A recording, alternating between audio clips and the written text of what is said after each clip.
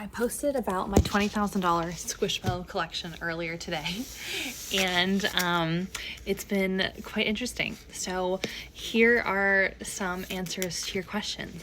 Why do I have a $20,000 squishmallow collection?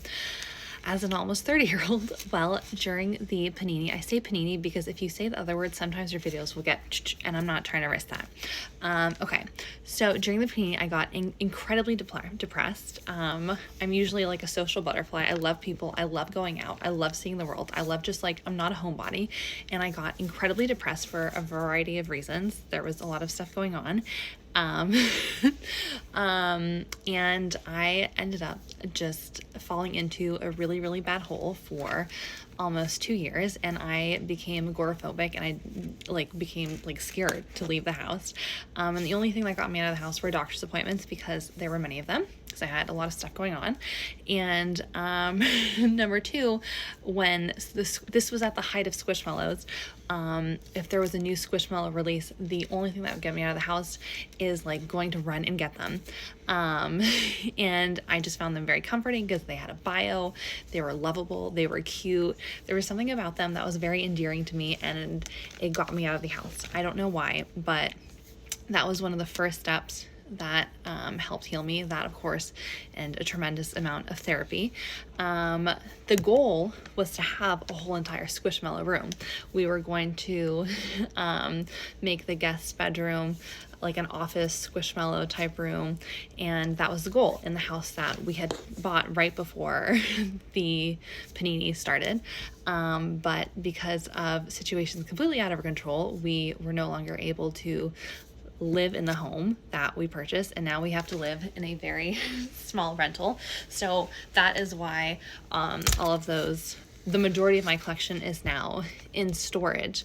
So what I wanted to do, I still would love to have the Squishmallow room with ones that really mean a lot to me, but I don't know if that'll be possible because of the whole house situation, unfortunately, which really sucks because I would have loved to do that. But life happens, so we just have to move and groove with life. So what I'm planning on doing is, the first step was putting them in a storage unit, and now we have a place to organize them all. Then the really, really expensive ones are going to get sold because I did not have $20,000. I had credit cards. So I have to make sure my credit cards are paid off because the monthly, interest fee is outrageous, like more than what like the payment is. So I need to make sure I take care of that. So the really the ones in great condition, the very, very expensive ones will be sold. And then the ones that are still, because they're all new, so the ones that are still in like good condition and are still in their bags and sanitary, I will donate those, the ones that can be donated.